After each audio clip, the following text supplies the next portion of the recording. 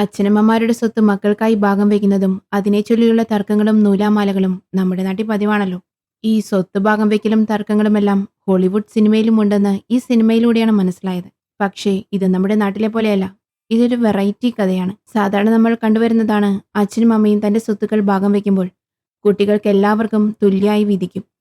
ഇനി ചിലപ്പോൾ ആരോടെങ്കിലും ഇഷ്ടക്കൂടുതലുണ്ടെങ്കിൽ അവർക്ക് എന്തെങ്കിലും കൂടുതൽ കൊടുത്തിരിക്കാം. ഇവിടെ പണക്കാരിയായ ഒരു അമ്മ തന്റെ സ്വത്തുക്കൾ ഭാഗം വയ്ക്കുമ്പോൾ തന്റെ 3 മക്കൾക്കും തുല്യമായി വീതിച്ച് ലഭിക്കുമെന്ന് ആ മക്കൾ ആഗ്രഹിക്കുന്നു. ഇളയ മകളോട് അമ്മയ്ക്ക് കൂടുതൽ സ്നേഹമുള്ളതുകൊണ്ട് തന്നെ ചിലപ്പോൾ അവൾക്ക് സ്വത്തിന്റെ നല്ലൊരു ഭാഗം തന്നെ കൊടുത്തേക്കുമെന്ന് മറ്റു മക്കളും ചിന്തിക്കുന്നുണ്ട്. പക്ഷേ എല്ലാവരുടെയും പ്രതീക്ഷകൾക്കപ്പുറമായിരുന്നു കാര്യങ്ങൾ നടന്നത്.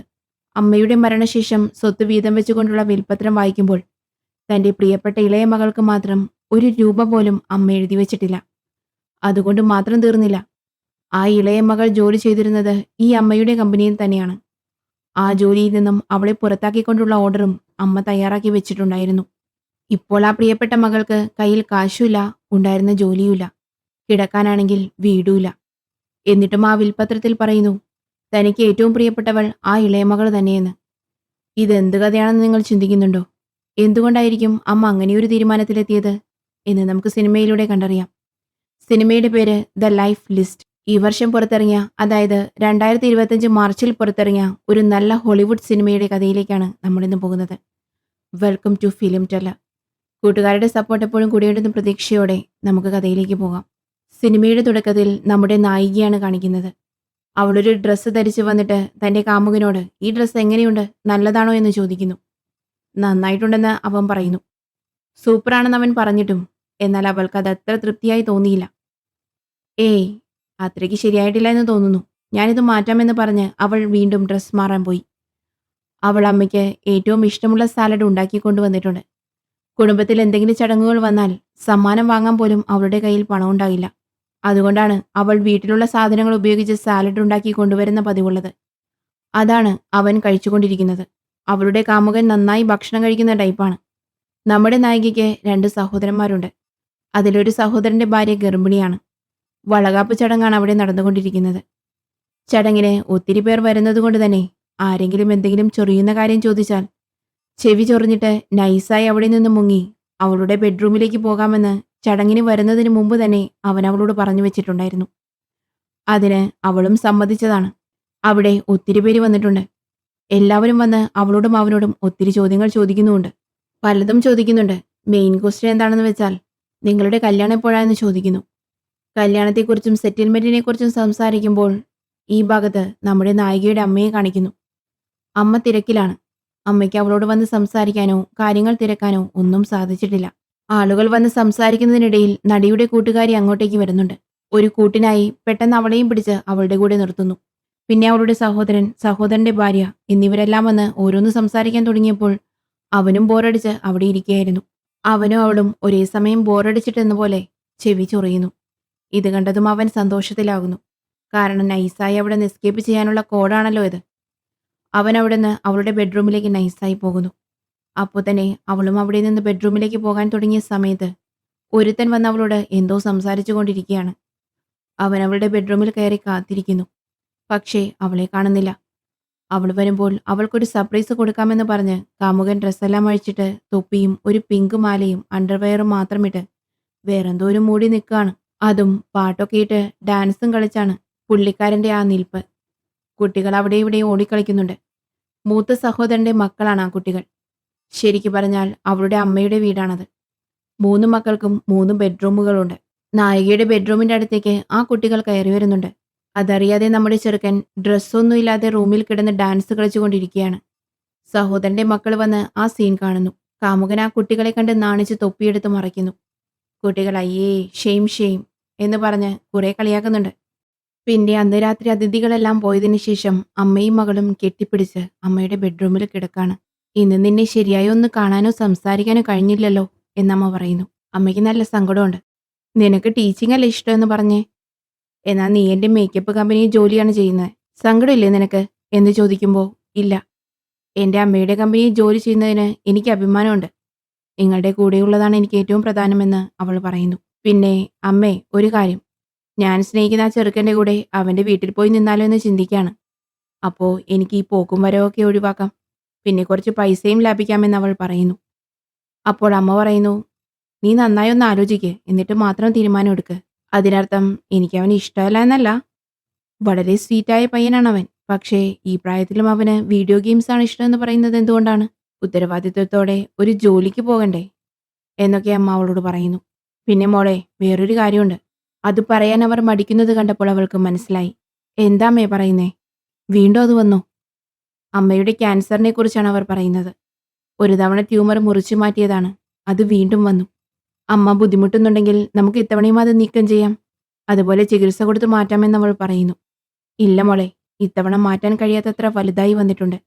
ഒന്നും ചെയ്യാൻ കഴിയില്ല എന്ന് ഡോക്ടർ പറഞ്ഞു. ഇത് പറഞ്ഞ് അവർ മകളെ കെട്ടിപ്പിടിച്ച് സങ്കടപ്പെടുന്നു. ചികിത്സ എന്തെങ്കിലും എടുക്കാമെന്ന് വെച്ചാൽ ആ ചികിത്സ രോഗത്തേക്കാൾ വലിയ വേദനയാണ് നൽകുന്നത്. എനിക്ക് നിങ്ങളെയെല്ലാം വിട്ട് പോകണമെന്ന് ആലോചിക്കുമ്പോഴാണ് വിഷമം എന്ന് പറഞ്ഞ അമ്മ കരയുന്നു. ഇവിടെ അമ്മയില്ലാതെ ഞാൻ തനിച്ച് എങ്ങനെ ജീവിക്കാനാ എന്ന് അവളും പറഞ്ഞ് കരയുന്നു. ആ സീൻ അവിടെ കട്ടാവുകയാണ്. അമ്മ മരിച്ച് അന്ത്യകർമ്മങ്ങളെല്ലാം കഴിഞ്ഞിരിക്കുന്നു. ബന്ധുക്കൾ ചിലർ വന്നിട്ടുണ്ട്. അവിടെയും കഴിക്കാൻ കിട്ടുന്നതെല്ലാം വാരിയെടുത്ത് അവളുടെ കാമുകൻ കഴിച്ചുകൊണ്ടിരിക്കുകയാണ്. ഇപ്പോൾ നമ്മുടെ നായികയുടെ അച്ഛനെയും കാണിക്കുന്നു. അച്ഛനും മകളും അത്ര സിംഗല്ല എന്ന് തോന്നുന്നു. അതിനുശേഷം അവർ എല്ലാവരും കൂടി വക്കീൽ ഓഫീസിലേക്ക് പോവാണ്. കാറിൽ വെച്ച് അവർ സംസാരിക്കുന്നുണ്ട്. അവർക്ക് വളരെ ഇഷ്ടപ്പെട്ട വില കൂടിയ ചിത്രങ്ങളുണ്ടത്രേ. അതൊക്കെ തനിക്ക് കിട്ടുമോ എന്നൊരാൾ ചോദിക്കുന്നു. മറ്റാൾ മറ്റൊരു സ്വത്ത് തനിക്ക് കിട്ടുമോ എന്ന് ആലോചിച്ചു കൊണ്ടിരിക്കുന്നു. പിന്നെ ആ മേക്കപ്പ് കമ്പനി. എന്തായാലും ആ കമ്പനിയിൽ നീയാണല്ലോ ജോലി ചെയ്യുന്നേ. അതുകൊണ്ട് നിന്നെ കമ്പനിയുടെ സിഇഒ ആക്കി കമ്പനി നിനക്ക് തരാൻ സാധ്യതയുണ്ടെന്ന് നടിയെ നോക്കി ഒരു മരുമകൾ പറഞ്ഞുകൊണ്ടിരിക്കുന്നു. രണ്ട് സഹോദരന്മാരും അവരുടെ ഭാര്യമാരും പിന്നെ നായികയും. അങ്ങനെ അവർ വക്കീൽ ഓഫീസിൽ വന്ന് കാത്തിരിക്കുകയാണ്. അങ്ങനെ ആ സമയം ഒരു ചെറുപ്പക്കാരൻ വന്ന് അവിടെ ഇരിക്കുന്നു. "ആരാ നീ? പുതിയ ആളാണല്ലോ. വക്കീലെവിടെ?" എന്ന് ചോദിക്കുമ്പോൾ, "ഞാൻ അദ്ദേഹത്തിന്റെ പാർട്ട്ണറാണ്, അസിസ്റ്റന്റ് പാർട്ട്ണർ" എന്നവൻ പറയുന്നു. "Associate partner? ഇവനെ കണ്ടാൽ ഡിഗ്രി പഠിച്ചതായി തോന്നുന്നില്ലല്ലോ. ചെറുപ്പക്കാരനാണല്ലോ" എന്ന് നമ്മുടെ നായിക കമന്റ് അടിക്കുന്നു. അപ്പോൾ ആ വക്കീൽ വന്നവരെല്ലാം കറക്റ്റായി അവരുടെ പേര് പറഞ്ഞുകൊണ്ട് ഐഡന്റിഫൈ ചെയ്യുന്നു. ഇവരുടെ അമ്മ മരിക്കാറായപ്പോൾ വിൽപത്രം എഴുതുന്ന സമയത്ത് കൂടെ നിന്ന് ഇതെല്ലാം ചെയ്തത് ഇവനാണ്. ആ അവസ്ഥയിലും അമ്മ തമാശകൾ പറയുമായിരുന്നു എന്നവൻ പറഞ്ഞു. അങ്ങനെ അവൻ ആർക്കൊക്കെ എന്തൊക്കെയാണ് എഴുതി വെച്ചിരിക്കുന്നത് എന്ന് വായിക്കുകയാണ്. ആ മക്കളിൽ ഒരാൾ പ്രതീക്ഷിച്ചതുപോലെ തന്നെ ആ പെയിന്റിംഗ് കളക്ഷൻ അയാൾക്ക് തന്നെ ലഭിക്കുന്നു. അവർ പേപ്പറെല്ലാം എടുത്ത് റെഡിയായി ഇരിക്കുകയാണ്. ആർക്കൊക്കെ എന്തൊക്കെയാണ് കിട്ടുന്നതെന്ന് കറക്റ്റായി നോട്ട് ചെയ്യാൻ വേണ്ടി. അടുത്ത ഒരു പ്രോപ്പർട്ടി മറ്റൊരാൾക്ക് എഴുതി കൊടുക്കുന്നു. രണ്ടു സഹോദരന്മാർക്കും സന്തോഷമായി.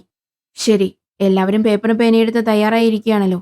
നമ്മളും തയ്യാറായിരിക്കാമെന്ന് പറഞ്ഞ് നായിക പേപ്പറും പേനയെടുത്ത് തയ്യാറായിരിക്കുന്നു. അടുത്തതായി അവരുടെ ആ വലിയ വീടിനെ കുറിച്ചാണ് പറയുന്നത്. വീട് ആരുടെയും പേരിൽ എഴുതിയിട്ടില്ല. മക്കളിൽ 3 പേരിൽ ആർക്ക് വേണേലും വരാം, താമസിക്കാം. വന്ന് താമസിക്കുമ്പോൾ 90 ദിവസത്തിൽ കൂടുതൽ അവിടെ നിൽക്കാൻ പറ്റില്ല എന്നുകൂടി പറഞ്ഞിട്ടുണ്ട്. ആ വീട് ആർക്ക് കൊടുക്കുന്നുവെന്നോ അല്ലെങ്കിൽ ആ വീട് വിറ്റ് 3 പേർക്കും പങ്കുവെക്കാമെന്നോ ഒന്നും എഴുതിയിട്ടില്ല. ആർക്ക് വേണമെങ്കിലും വന്ന് താമസിച്ചിട്ട് പോകാമെന്ന് മാത്രമാണ് എഴുതിയിരിക്കുന്നത്. എന്തുകൊണ്ടത് വിൽക്കാൻ പാടില്ല എന്നൊരു സഹോദരൻ ചോദിക്കുന്നുണ്ട്. ആ വീടാണ് നമ്മുടെ അമ്മ ജീവിച്ചിരുന്ന സ്ഥലം. ഒരമ്പലം പോലെയാണത് എന്ന് നായിക പറയുന്നു. പിന്നെ വക്കീല് പറയുന്നു, ആ കമ്പനിയിൽ ഓഹരിയുണ്ടല്ലോ, അത് 3 മക്കൾക്കും 20% വെച്ച് 3ആയി കൃത്യമായി വീതിച്ചു നൽകിയിട്ടുണ്ട്. പക്ഷേ ആ ഓഹരികൾ നിങ്ങൾക്ക് നേരെ വിറ്റ് പണമാക്കാൻ പറ്റില്ല. അത് വിറ്റ് പണമാക്കണമെങ്കിൽ കമ്പനിയെ വളർത്തണം. കമ്പനി ഓഹരിയിൽ ഒരു പബ്ലിക് ലിസ്റ്റിംഗ് കമ്പനിയാക്കി വളർത്തണം. അങ്ങനെ സ്റ്റോക്ക് എക്സ്ചേഞ്ചിൽ ലിസ്റ്റ് ചെയ്താൽ മാത്രമേ ഓഹരികൾ വിൽക്കാൻ പറ്റുകയുള്ളൂ. അതുവരെ ഈ ഓഹരികൾ വെച്ച് ഒന്നും ചെയ്യാൻ കഴിയില്ല. 3 പേർക്കും കൂടിയുള്ള 60% കഴിഞ്ഞ് ഇനി ബാക്കിയുള്ള 40% ആ കമ്പനിയുടെ ഓഹരിയുണ്ടല്ലോ, അതും സിഇഒയും ആ കമ്പനിയുടെ ഉടമസ്ഥ സ്ഥാനവും എന്റെ മരുമകൾക്ക് ലഭിക്കുമെന്ന് എഴുതിയിരിക്കുന്നു. ഇത് കേട്ടതും ആ മരുമകൾ അമ്പരന്നുപോയി. എനിക്കാണോ അത് കിട്ടിയിരിക്കുന്നത്? എനിക്കത് അറിയില്ലായിരുന്നല്ലോ എന്ന് മരുമകൾ അത്ഭുതപ്പെട്ട് നോക്കുന്നു. കൂടാതെ മാർക്കറ്റിംഗ് ഹെഡ് എന്ന ചുമതലയും അവൾ തന്നെ നോക്കണമെന്ന് എഴുതിയിരിക്കുന്നു. അപ്പോൾ നായിക ചിന്തിക്കുന്നു, ഞാനാണല്ലോ മാർക്കറ്റിംഗ് ഹെഡ്. അപ്പോൾ എന്റെ അമ്മ എന്നെ ജോലിയിൽ നിന്നും പിരിച്ചുവിട്ടോ? അതും മരിച്ചതിനു ശേഷം ഒരു കാരണവുമില്ലാതെ എന്നെ ജോലിയിൽ നിന്ന് പിരിച്ചുവിട്ടോ? അതിന് കാരണം എന്തെങ്കിലും പറഞ്ഞിട്ടുണ്ടോ എന്നവൾ വക്കീലിനോട് ചോദിക്കുന്നു. വക്കീൽ ഇല്ല എന്ന് പറയുന്നു. ഇത് കേട്ടതും ആർക്കും ഒന്നും മനസ്സിലാവുന്നില്ല. ഇതൊക്കെ കൂടാതെ എന്റെ മകളോട് എന്തോ ഒരു കാര്യം പ്രത്യേകിച്ച് സംസാരിക്കാനുണ്ട്, വക്കീല് സംസാരിക്കണം.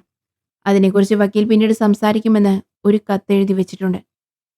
ഇപ്പോൾ അവൾക്ക് ഭ്രാന്ത് പിടിച്ച അവസ്ഥയായി. എന്റെ അമ്മയ്ക്ക് ഏറ്റവും പ്രിയപ്പെട്ട മകൾ ഞാനായിരുന്നു. അവരുടെ കമ്പനിയിൽ 3 വർഷം കഷ്ടപ്പെട്ട് ജോലി ചെയ്തു. മരിച്ചതിനു ശേഷം എൻ്റെ അമ്മ എന്നെ ജോലിയിൽ നിന്ന് പിരിച്ചുവിട്ടല്ലോ. ഇതെല്ലാം ഓർത്ത് അവൾ ദേഷ്യപ്പെടുവാണ്. അപ്പോഴാണ് വക്കീല് പറയുന്നത്, നിങ്ങളുടെ അമ്മ എത്ര ബുദ്ധിമതിയും അറിവുള്ളവളുമാണെന്ന്. എത്ര ബുദ്ധിപരമായിട്ടാണ് അവർ ചിന്തിക്കുന്നതെന്നറിയാലോ. അവർ ഇതൊക്കെ ചെയ്യുന്നുണ്ടെങ്കിൽ അതിനെന്തെങ്കിലും കാരണം ഉണ്ടാകില്ലേ എന്നൊക്കെ പറഞ്ഞ് വക്കീൽ അവളെ സമാധാനിപ്പിക്കുന്നുണ്ട്. എൻ്റെ അമ്മയ്ക്ക് എന്നെ ഒട്ടും ഇഷ്ടമല്ലായിരുന്നു അല്ലേ? എന്നെക്കുറിച്ച് ഒട്ടും ചിന്തിച്ചില്ല. വീട്ടിലുള്ള ഒരു സോഫ സെറ്റ് പോലെയെങ്കിലും എന്നെ കരുതിയില്ലല്ലോ എന്നാലോചിച്ച് അവൾക്ക് ദേഷ്യം വരുന്നു. ഇവിടെ നോക്കൂ, നീയും എൻ്റെ അമ്മയും എത്ര അടുപ്പത്തിലായിരുന്നുവെന്ന് നിന്റെ അമ്മ എന്നോട് പലതവണ പറഞ്ഞിട്ടുണ്ട്. ഒരു നിമിഷം, ഇതാ എന്ന് പറഞ്ഞ് എന്തോ ഒന്ന് വക്കീൽ അവൾക്ക് കൊടുക്കുന്നു. ഇതിലൊരു സി ഡി ഉണ്ടത്രേ. ഈ സി ഡി ഇട്ട് നീ കാണണം. തനിച്ചിരുന്ന് കാണണം. നിന്റെ കയ്യിൽ സി ഡി പ്ലെയർ ഉണ്ടോ എന്നവൻ ചോദിക്കുന്നു. തന്റെ കാമുകൻ ഗെയിം കളിക്കാൻ എക്സ് ബോക്സ് വെച്ചിട്ടുണ്ട്. അതിൽ സി ഡി ഇട്ട് പ്ലേ ചെയ്യാൻ കഴിയും എന്നവൾ പറയുന്നു. ശരിയെന്ന് പറഞ്ഞ് അവൾ അവിടെ നിന്ന് പോകുന്നു. വീട്ടിൽ വന്നതും ആദ്യം അതിനുള്ളിൽ എന്താണെന്ന് എടുത്തു നോക്കുന്നുണ്ട്. നോക്കിയപ്പോൾ ചെറുപ്പത്തിൽ നമ്മുടെ നായിക എഴുതിയ ഒരു പേപ്പറുണ്ട് അതിൽ. കുട്ടിയായിരുന്നപ്പോൾ അവൾ എഴുതിയ ആ ലിസ്റ്റ് അമ്മയുടെ അവസാന കാലത്ത് ഇപ്പോൾ കൊടുത്തയച്ച ആ കൊറിയറിനുള്ളിലുണ്ട്. ആ പേപ്പറിൽ എന്താണ് എഴുതിയിരിക്കുന്നതെന്ന് വെച്ചാൽ, ചെറുപ്പത്തിൽ അവൾ ഭാവിയിൽ എന്താകാനാണ് ആഗ്രഹിക്കുന്നതെന്ന് അതിലാദ്യം എഴുതിയിരിക്കുന്നു. Be a great teacher. താനൊരു മികച്ച ടീച്ചറാകണമെന്നാണ് നമ്മുടെ നായിക കുട്ടിയായിരുന്നപ്പോൾ അതിൽ എഴുതിയിരുന്നത്. രണ്ടാമത്തെ point, make peace not war with dada. അതെന്താണെന്ന് വെച്ചാൽ അച്ഛനുമായി വഴക്കിടരുത്, അച്ഛനുമായി സമാധാനത്തിൽ പോകണമെന്ന് രണ്ടാമത്തെ പോയിന്റിൽ എഴുതിയിരിക്കുന്നു. പിന്നെ പിയാനോയിൽ എന്തോ ഒരു പ്രത്യേക പാട്ട്, അമ്മയ്ക്ക് ഇഷ്ടപ്പെട്ട പാട്ട്. ആ പാട്ട് ഇതുവരെ അവൾക്ക് ശരിയായി പിയാനോയിൽ വായിക്കാൻ അറിയില്ല. അത് ശരിയായി വായിച്ചു കാണിക്കണം. അപ്പോഴേ എൻ്റെ അമ്മ സന്തോഷവതിയാകൂ എന്ന് മൂന്നാമത്തെ പോയിന്റ് എഴുതിയിരിക്കുന്നു. പിന്നെ ആളുകളെയൊക്കെ സഹായിക്കണം, ചുറ്റുമുള്ളവരെ സഹായിക്കണം, എന്തെങ്കിലും ഒരു മാറ്റം കൊണ്ടുവരണം എന്നെഴുതിയിരിക്കുന്നു. പിന്നെ ഈ സ്റ്റാൻഡപ്പ് കോമഡി, അത് വേദിയിൽ കയറി ചെയ്യുന്നത് അവൾക്ക് വളരെ ഇഷ്ടമായിരുന്നു. പക്ഷേ ഇതുവരെ ശ്രമിച്ചിട്ടില്ല. ഒരു ദിവസം ശ്രമിക്കണമെന്നെഴുതിയിരിക്കുന്നു. പിന്നെ ടാറ്റു ചെയ്യണം. ആ ടാറ്റു എന്നെഴുതിയിരിക്കുന്നതിൻ്റെ അടുത്ത് അവളുടെ അമ്മ എഴുതിയിരിക്കുന്നത്, നോട്ട് നെസസറി, ഇത് ചെയ്യണമെന്ന് നിർബന്ധമില്ല എന്ന് ചുവന്ന മഷി കൊണ്ട് എഴുതിയിരിക്കുന്നു. നീലമഷിയിൽ എഴുതിയിരിക്കുന്നത് മകള് ചെറുപ്പത്തിൽ എഴുതിയതാണ്. ചുവപ്പ് മഷിയിൽ എഴുതിയിരിക്കുന്നത് അമ്മ മരിക്കുന്നതിന് മുമ്പ് അതിലെഴുതിയതാണ്. Camp under moon. ഒരു പൗർണമി രാത്രിയിൽ നിലാവിനെ നോക്കി ഒരു ക്യാമ്പ് ചെയ്യണമെന്ന് എഴുതിയിരിക്കുന്നു. പിന്നെ ഏതോ ഒരു പുസ്തകം, ആ പുസ്തകം വായിച്ചു തീർക്കണമെന്നും. പിന്നെ ഡ്രൈവിംഗ് പഠിക്കണം. പിന്നെ അവസാനം ഫൈൻഡ് ട്രൂ ലവ് എന്നും എഴുതിയിരിക്കുന്നു. യഥാർത്ഥ പ്രണയം കണ്ടെത്തണം. ഇതൊക്കെയാണ് അവളുടെ ചെറുപ്പത്തിലെ സ്വപ്നങ്ങൾ. പിന്നെ ഞാൻ അവളുടെ പേര് പറയാൻ മറന്നു, അലക്സാൻഡ്ര. എല്ലാവരും അവളെ അലക്സ് എന്ന് വിളിക്കുന്നു. ടു അലക്സ് എന്ന സി ഡിയിൽ കൊടുത്തിട്ടുണ്ട്. അവൾ ആ സി ഡി ഇട്ട് കാണുന്നു. നീ ദേഷ്യത്തിലാണെന്ന് എനിക്കറിയാം. ഒരു രൂപ പോലും നിനക്ക് തന്നില്ലല്ലോ എന്നെനിക്കറിയാം. ദേഷ്യപ്പെടുന്നതിന് മുമ്പ് കുറച്ച് ക്ഷമയോടെ ഞാൻ പറയുന്നതെല്ലാം കേൾക്കൂ എന്ന് അമ്മ വീഡിയോയിൽ പറയുന്നു. ചെറുപ്പത്തിൽ അവൾ സൂക്ഷിച്ചിരുന്ന ആ സാധനങ്ങളെല്ലാം ഈ അമ്മ കളയാതെ സൂക്ഷിച്ചിട്ടുണ്ട്. അതിൽ പ്രത്യേകിച്ച് ഒരു പേപ്പർ. 13 വയസ്സായിരുന്നപ്പോൾ അവൾ എഴുതിയത്. 13 വയസ്സിൽ നിനക്ക് എന്താണ് ചെയ്യേണ്ടത് എന്നൊരു ചിന്തയുണ്ടായിരുന്നു. ഒരു കാഴ്ചപ്പാടുണ്ടായിരുന്നു. അതുകൊണ്ടാണ് നിനക്കത് എഴുതാൻ കഴിഞ്ഞത്. ഇപ്പോൾ നീ വളർന്നു വലുതായിരിക്കുന്നു. പക്ഷെ ജീവിതത്തോടുള്ള നിന്റെ കാഴ്ചപ്പാട് ഒത്തിരി മാറിയിരിക്കുന്നു. നിനക്കിപ്പോൾ എന്തെങ്കിലുമായി തീരണമെന്നോ ജീവിതത്തിൽ വിജയിക്കണമെന്നോ എന്നൊന്നുമുണ്ടെന്ന് എനിക്ക് തോന്നുന്നില്ല. ചെറുപ്പത്തിൽ ചിന്തിച്ചതുപോലെ നീ എന്തെങ്കിലും എഴുതി വെച്ചിട്ടുണ്ടോ? അല്ലെങ്കിൽ ആ ചിന്തയുണ്ടോ എന്ന് ചോദിച്ചാൽ ഇല്ല. നീ നിന്റെ യഥാർത്ഥ ആഗ്രഹങ്ങളെല്ലാം മറന്ന് എന്റെ തണലിൽ സേഫായി ഒരു പാതയിലൂടെ വെറുതെ പോകുന്നത് പോലെയാണ് എനിക്ക് തോന്നിയിട്ടുള്ളത്. നിന്റെ ആദ്യത്തെ ആഗ്രഹം ഒരു വലിയ ടീച്ചറാവുക എന്നതാണ്. കുട്ടിയായിരുന്നപ്പോൾ തന്നെ നിന്നിലൊരു നല്ല ടീച്ചർ ഉണ്ടായിരുന്നു. പക്ഷേ ആ ജോലിക്കായി നീ എന്തെങ്കിലും പ്രയത്നം നടത്തിയോ? ഇല്ല. പിന്നെ ടാറ്റു. അതൊന്നും വേണ്ട, അത് നീ വിട്ടേക്ക്. പിന്നെ ഫൈൻഡ് ട്രൂ ലവ്. ഇപ്പോൾ നീ പ്രണയിക്കുന്നുണ്ടെന്ന് എനിക്കറിയാം. എന്നിരുന്നാലും അത് യഥാർത്ഥ പ്രണയം പോലെ എനിക്ക് തോന്നുന്നില്ല. ഇതൊക്കെയാണ് അമ്മ അതിൽ പറഞ്ഞിരിക്കുന്നത്. ഓരോ തവണയും കുഴപ്പത്തിലാകുമ്പോൾ ഞാൻ നിന്നെ കൈപിടിച്ചുയർത്താനുണ്ടാകും. ഇപ്പോൾ നിന്നെ ഉയർത്താൻ ഞാനില്ല. അതുകൊണ്ട് നിനക്കായി ഒരു ചെറിയ മത്സരം വെക്കാൻ പോവുകയാണ്. ഈ ലിസ്റ്റിലുള്ള ഓരോ കാര്യവും നീ ചെയ്ത് പൂർത്തിയാക്കുമ്പോൾ നമ്മുടെ വക്കീൽ ഞാൻ സംസാരിച്ച ഓരോ സി ഡി നിനക്ക് തരും. ഇങ്ങനെ ഓരോ ടാസ്കും പൂർത്തിയാക്കി എല്ലാം തീർത്താൽ അവസാനം നിനക്ക് ഈ ചുവപ്പ് നിറത്തിലുള്ള കവർ ലഭിക്കും. അതിൽ ഞാൻ നിനക്ക് നൽകാൻ ആഗ്രഹിക്കുന്നത് എന്താണോ അത് നൽകുമെന്ന് എഴുതിയിരിക്കുന്നു. അടുത്ത സി ഡിയിൽ കാണാമെന്ന് പറഞ്ഞ് ആ വീഡിയോ അവസാനിക്കുന്നു. എന്തോ ഒരു കാരണത്തിന് വേണ്ടി തന്നെയാണ് അവർ അങ്ങനെ ചെയ്തിരിക്കുന്നത്. അവളുടെ ഫ്രണ്ട്സിനൊക്കെ അത് കാണുമ്പോൾ ചിരി വരും. താൻ പണത്തിന് വേണ്ടി ഇതൊക്കെ ചെയ്യേണ്ടി വരുമോ എന്ന് ചിന്തിക്കുമ്പോൾ തീർച്ചയായും ചെയ്യണം. പണമില്ലാതെ സ്വത്തില്ലാതെ ഒന്നും ചെയ്യാൻ പറ്റില്ലെന്ന് അവളുടെ സുഹൃത്തിന് ഉപദേശം നൽകുകയാണ്. നീ ആ പയ്യനെ സ്നേഹിക്കുന്നുണ്ട്. അവൻ നല്ലൊരു പയ്യനാണ്. പക്ഷേ ഇത് യഥാർത്ഥ പ്രണയം പോലെ തോന്നുന്നില്ലല്ലോ എന്ന് അവരും പറയുന്നു. അതുകൂടാതെ അവളുടെ സുഹൃത്ത് പ്രണയത്തെക്കുറിച്ച് ഒരു പ്രധാനപ്പെട്ട കാര്യം അവളോട് സംസാരിക്കുന്നു. 4 ചോദ്യങ്ങളുണ്ട്. നമ്മൾ ഒരാളെ ശരിക്കും പ്രണയിക്കുന്നുണ്ടോ എന്ന് ആ 4 ചോദ്യങ്ങളിൽ നിന്ന് നമുക്ക് മനസ്സിലാക്കാൻ സാധിക്കും. ഫ്രണ്ട്സ്, വേണമെങ്കിൽ നിങ്ങളും അതൊന്ന് ഓർത്തു വെച്ചേക്കൂ. ഒരുപക്ഷെ നിങ്ങൾക്കും അത് ഉപകരിച്ചേക്കാം. അവളുടെ കൂടെയുള്ള സുഹൃത്തുക്കൾ പറയുന്നു, ആ 4 ചോദ്യങ്ങൾ നീ തന്നെ നിന്നോട് ചോദിച്ചു നോക്കണമെന്ന്. സിനിമയുടെ ക്ലൈമാക്സിൽ ആ ചോദ്യങ്ങൾ നമ്മളെ കാണിക്കുന്നു. ഇപ്പോൾ അത് കാണിക്കുന്നില്ല. എന്നാലും ഞാൻ ആ ചോദ്യങ്ങൾ ഇപ്പോൾ പറയാം. ആ 4 ചോദ്യങ്ങൾക്കും നിങ്ങൾ മനസ്സിൽ കാണുന്ന രൂപം ആ ഒരാളായാണ് ഉത്തരമായി വരുന്നതെങ്കിൽ അത് നിങ്ങൾക്ക് അയാളോടുള്ള യഥാർത്ഥ പ്രണയമാണെന്നാണ് അർത്ഥം. ആദ്യത്തെ ചോദ്യം: നിന്റെ മനസ്സിലുള്ളതെല്ലാം സെൻസർ ചെയ്യാതെ തുറന്ന് നിങ്ങളുടെ പങ്കാളിയോട് പറയാൻ സാധിക്കുമെങ്കിൽ ആ ആദ്യ ചോദ്യത്തിൽ അയാൾ പാസ്സായി എന്നർത്ഥം. പിന്നെ രണ്ടാമത്, സ്നേഹമുള്ള ആളായിരിക്കണം. ഈ ചോദ്യത്തിന് അതേ എന്നാണ് ഉത്തരമെങ്കിൽ നിങ്ങളുടെ പങ്കാളി ശരിയാണ്. നിങ്ങൾ തിരഞ്ഞെടുത്തിരിക്കുന്നത് ശരിയായ ആളെയാണ്. മൂന്നാമത്തെ ചോദ്യം: നിങ്ങൾ ആരാണെന്ന് മനസ്സിലാക്കി നിങ്ങളെ ഏറ്റവും മികച്ച ആളായി മാറാൻ നിങ്ങളുടെ ഏറ്റവും മികച്ച രൂപത്തിൽ നിങ്ങൾ ഉണ്ടാകാൻ സഹായിക്കാൻ കഴിയുന്ന ഒരാളായിരിക്കണം അയാൾ. പിന്നെ നാലാമത്തെ ചോദ്യം: നിങ്ങളുടെ മക്കൾക്ക് അവൻ നല്ലൊരു അച്ഛനായിരിക്കുമോ എന്ന ചോദ്യവും ചോദിച്ചു നോക്കണം. നല്ലൊരു രക്ഷിതാവായിരിക്കുമോ എന്ന ചോദ്യം. ഈ ചോദ്യങ്ങൾക്കെല്ലാം ഉത്തരമായി നിങ്ങൾ കരുതുന്നയാൾ ആണെങ്കിൽ അതൊരു നല്ല പങ്കാളിയാണെന്നാണ് അർത്ഥം. നിങ്ങളുടെ തിരഞ്ഞെടുപ്പ് ശരിയാണെന്നർത്ഥം. യഥാർത്ഥ പ്രണയമാണെന്നർത്ഥം. ഇതൊക്കെ അവനോട് നീ ചോദിച്ചു നോക്കൂ എന്ന് സുഹൃത്ത് പറയുന്നു. ശരിയെന്ന് പറഞ്ഞ് ഇവളും യാത്ര തിരിക്കുന്നു. അവിടെ ചെന്ന് നോക്കുമ്പോൾ ആ പയ്യൻ അവിടെ ഇരുന്ന് ഗെയിം കളിക്കുന്നത് കാണാം. ചോദിച്ചപ്പോൾ ഒരു ഗെയിം ഉണ്ടാക്കാൻ പോവുകയാണെന്ന് പറയുന്നു. അതുകൂടാതെ എന്തോ കഞ്ചാവും മൂക്കിലും വായിലും ഒക്കെ ഇട്ട് പുക പോലെ വലിച്ചുകൊണ്ടിരിക്കുന്നു.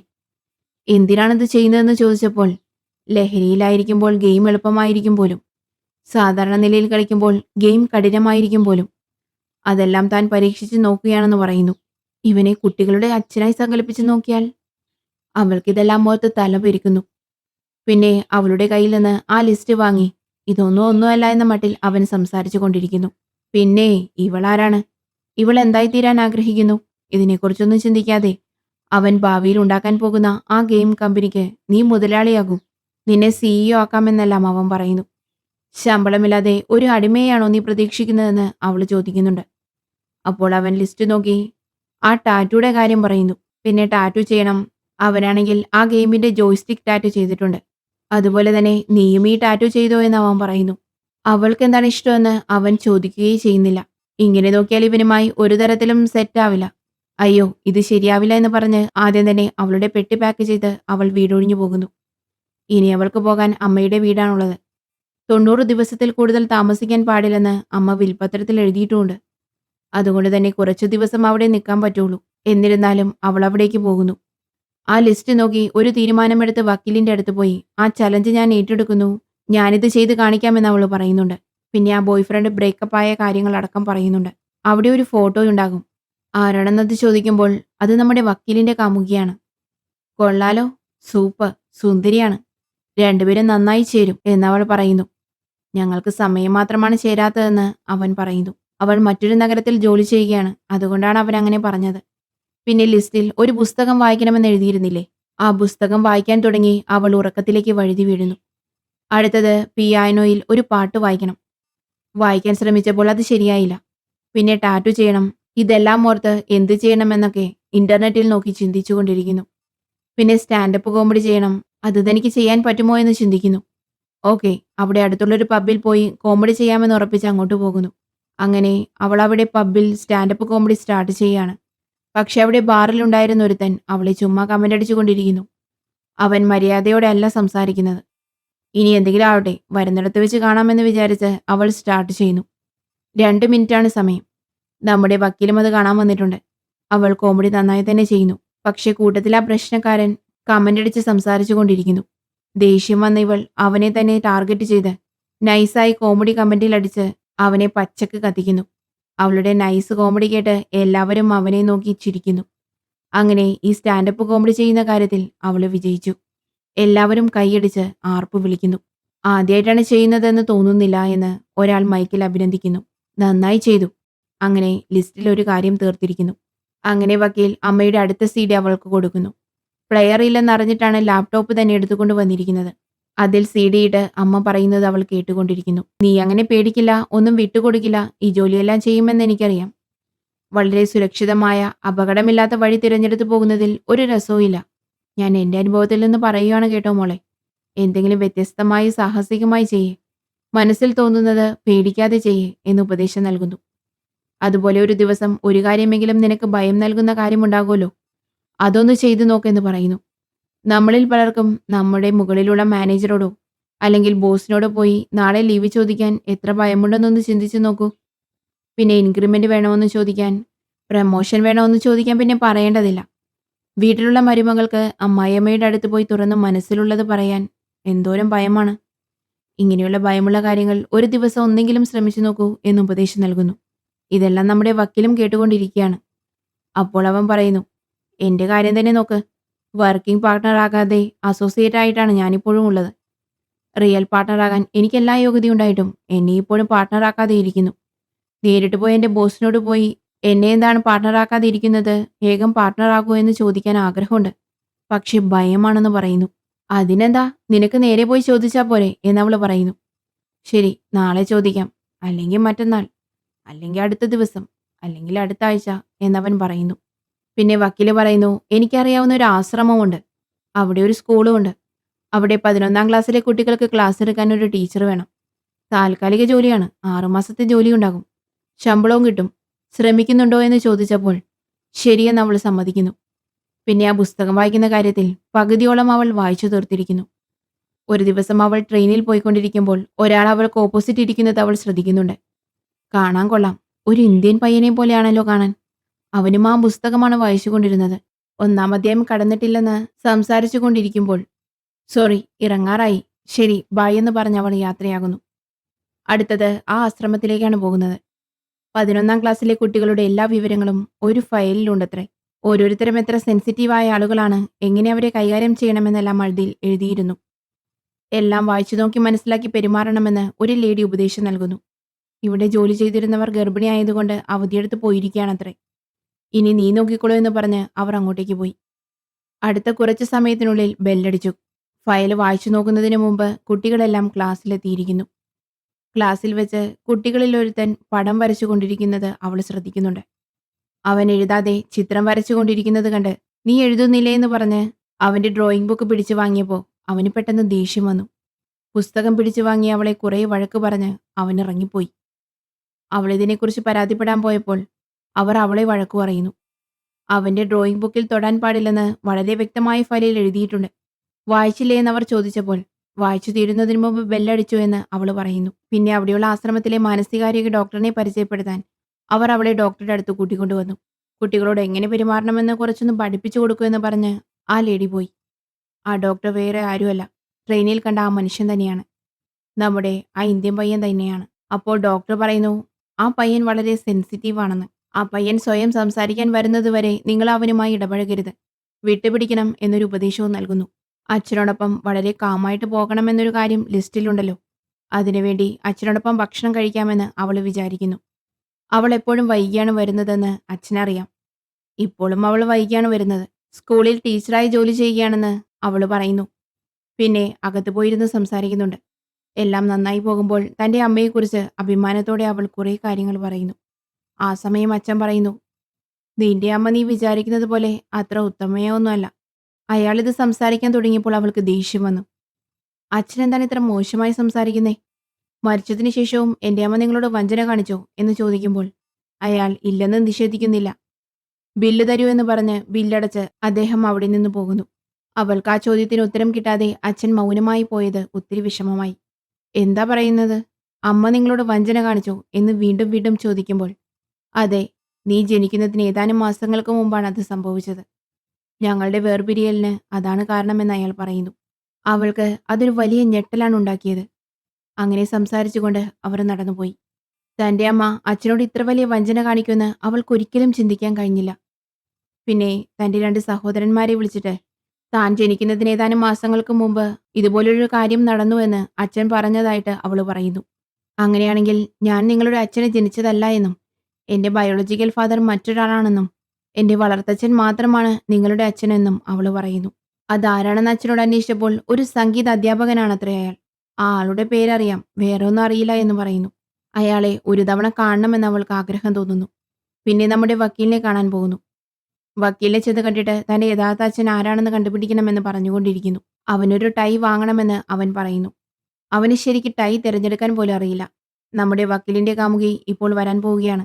അതുകൊണ്ട് അതിനുള്ളിൽ നല്ലൊരു ലുക്കിലിരിക്കണമല്ലോ എന്ന് കരുതി ടൈ വാങ്ങാൻ അവൾ അവനെ സഹായിക്കാൻ പോകുന്നു. അപ്പോൾ മനസ്സിലുള്ള കാര്യങ്ങൾ അവർ രണ്ടുപേരും സ്വതന്ത്രമായി സംസാരിച്ചിടപഴകുന്നുണ്ട്. ടൈ നല്ലതാണ്. ടൈ മാത്രം പോരാ, ഇനി നല്ലൊരു ഡ്രസ്സും വാങ്ങണമെന്ന് അവൾ പറയുന്നു. അച്ഛനോടൊപ്പം ശാന്തമായി സംസാരിച്ചതുകൊണ്ട് മറ്റൊരു CD ആ വക്കീല് നൽകുന്നു.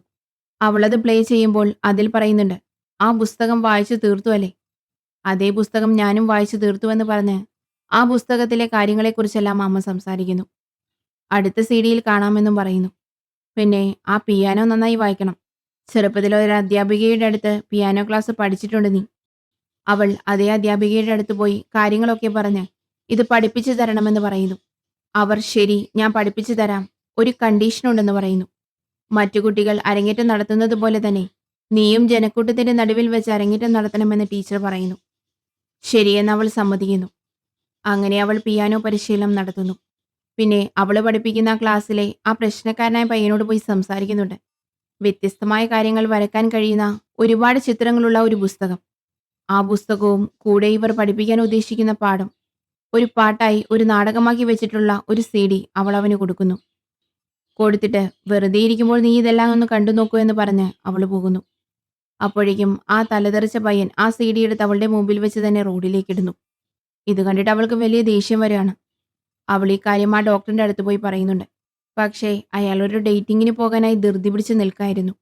നിർഭാഗ്യവശാൽ ഡേറ്റിങ്ങിന് വരാമെന്ന് പറഞ്ഞ ആൾ ഇന്ന് വരുന്നില്ല എന്ന് ഫോണിലൂടെ അപ്പോൾ അറിയിക്കുന്നു. അതുകൊണ്ട് തന്നെ ഡോക്ടർ അവളോട് പറയുന്നുണ്ട്, "നീ ഫ്രീ ആണെങ്കിൽ വാ, നമുക്കൊരു പാർട്ടിക്ക് പോകാമെന്ന്." അവൾ അതിന് ഓക്കെ പറയുന്നു. അങ്ങനെ അവർ ഒത്തിരി സംസാരിച്ചുകൊണ്ട് ആ പാർട്ടിയിലേക്ക് പോവാണ്. അതൊരു വലിയ പാർട്ടിയായിരുന്നു. ഒത്തിരി പേര് വന്നിട്ടുണ്ട്. അതിൽ വളരെ ഉയരമുള്ള തല മൊട്ടയടിച്ച ഒരാളെ കാണിക്കുന്നുണ്ട്. അയാൾ ഒരു വലിയ സ്പോർട്സ് പ്ലെയർ ആണ്. അതുകൊണ്ട് തന്നെ ആ പാർട്ടിയിലെ സെലിബ്രിറ്റി അദ്ദേഹമായിരുന്നു. അവളും അയാളുടെ വലിയൊരു ഫാനാണെന്ന് തോന്നുന്നു. അയാളോട് സംസാരിക്കാമോ എന്ന് ചോദിച്ചപ്പോൾ ഞാൻ പരിചയപ്പെടുത്തി തരാമെന്ന് ഡോക്ടർ പറയുന്നു. അതേ സ്ഥലത്ത് നമ്മുടെ വക്കീലും വക്കീലിന്റെ കാമുകിയും വന്നിട്ടുണ്ട്. പരസ്പരം കൂടുതൽ സംസാരിച്ചു കൊണ്ടിരിക്കുമ്പോൾ നമ്മുടെ ഡോക്ടർ അങ്ങോട്ടേക്ക് വരുന്നു. ഡോക്ടർക്കും ആ പെൺകുട്ടിയെ, അതായത് വക്കീലിന്റെ കാമുകിയെ അറിയാം. അതെങ്ങനെയെന്ന് നോക്കിയപ്പോൾ പണ്ട് നമ്മുടെ ഡോക്ടറും വക്കീലിന്റെ കാമുകിയും ഒരു ഡേറ്റിങ്ങിന് പോയിട്ടുണ്ടായിരുന്നു. ബട്ട് അത് ശരിയായി വർക്കൗട്ട് ആയില്ല.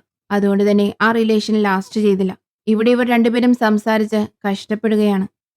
ആ സമയം നമ്മുടെ നായിക ആ ഉയരമുള്ള മനുഷ്യന്റെ, അതായത് ആ സെലിബ്രിറ്റിയുടെ അടുത്ത് പോയി നല്ല ജോളിയായിട്ട് സംസാരിച്ചു കൊണ്ടിരിക്കുകയാണ്. അങ്ങനെ അദ്ദേഹം അവൾക്ക് തന്റെ ഇമെയിൽ ID ഷെയർ ചെയ്യുന്നു. അവർ സംസാരിച്ച് അത്രക്കും കമ്പനിയായിരിക്കുന്നു. ഇത് കണ്ടിട്ട് നീ എത്ര വലിയ കാര്യമാണ് സാധിച്ചതെന്ന് പറഞ്ഞ് ഡോക്ടർ അവളെ അഭിനന്ദിക്കുന്നുണ്ട്. അങ്ങനെ അവർ സംസാരിച്ച് ഒരു റൊമാൻറ്റിക് മോഡിലെത്തിയിരിക്കുന്നു. ഡോക്ടർ അവളെ ചുംബിക്കുന്നു. അങ്ങനെ മാസങ്ങൾ കടന്നു പോകുന്നു. ഇപ്പോൾ തന്റെ കാമുകനായിരിക്കുന്നത് ആരാണെന്ന് ചോദിച്ചാൽ ഉത്തരം ഡോക്ടർ എന്നാണ്. ആദ്യം ഗെയിമറായിരുന്നു, ഇപ്പോൾ ഡോക്ടറാണ്. അതുകൊണ്ട് തന്നെ ഡോക്ടറെ തന്റെ കുടുംബത്തിന് പരിചയപ്പെടുത്താനായി അവളെ കൂട്ടിക്കൊണ്ടുവന്നിട്ടുണ്ട്. തന്റെ യഥാർത്ഥ അച്ഛനെ കണ്ടുപിടിക്കുന്നതിൽ ഇപ്പോഴും തുടർച്ചയായ പരാജയമാണ് നടന്നുകൊണ്ടിരിക്കുന്നത്. പിന്നെ പിയാനോ വായിക്കുന്ന ക്ലാസിന്റെ കാര്യം. കുട്ടികളെല്ലാം പിയാനോ വായിച്ച് അരങ്ങേറ്റം നടത്തുന്നു. ഇനി നമ്മുടെ നായികയുടെ ഊഴമാണ്. അവളും വന്നിരുന്ന് വായിക്കുന്നു. അവളത് വായിക്കാൻ പഠിച്ചിരിക്കുന്നു. അതുകൊണ്ട് തന്നെ അവൾ അതിമനോഹരമായി വായിക്കുന്നു.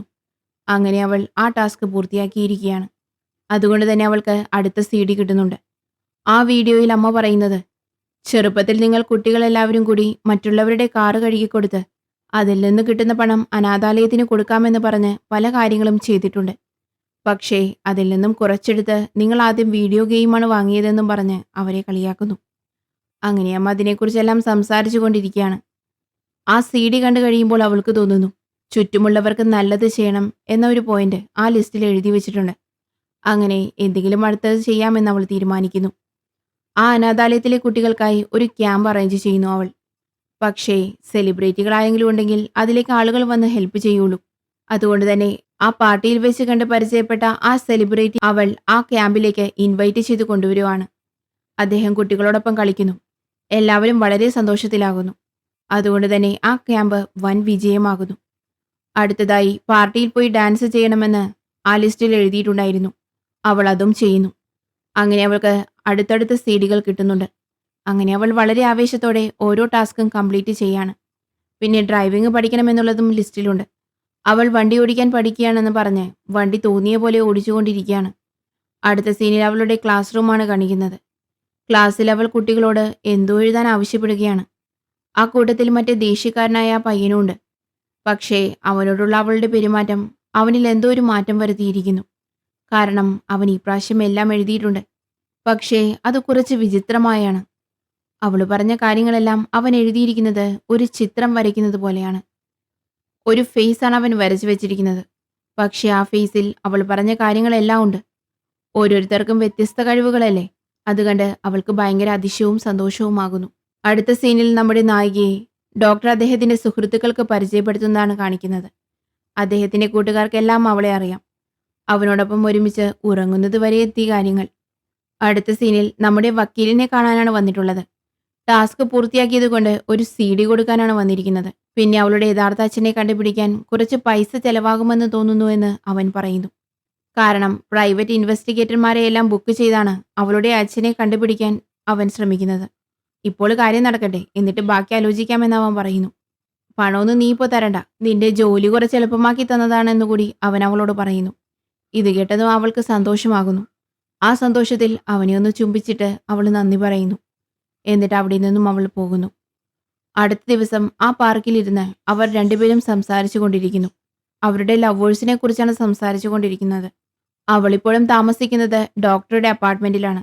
എന്തുകൊണ്ടാണ് എൻ്റെ അപ്പാർട്ട്മെന്റിലേക്ക് നീ വന്ന് താമസിക്കാത്തതെന്ന് അവൾ ഡോക്ടറിനോട് ചോദിക്കുന്നുണ്ട്. കൂടാതെ എനിക്കെന്തോ നിന്റെ ലോകത്തിലേക്ക് ഞാൻ വരുന്നത് പോലെയും എൻ്റെ ലോകത്തിലേക്ക് നിനക്ക് വരാൻ ഇഷ്ടമല്ലാത്തതുപോലെയുമാണ് തോന്നുന്നതെന്ന് അവൾ പറയുന്നു.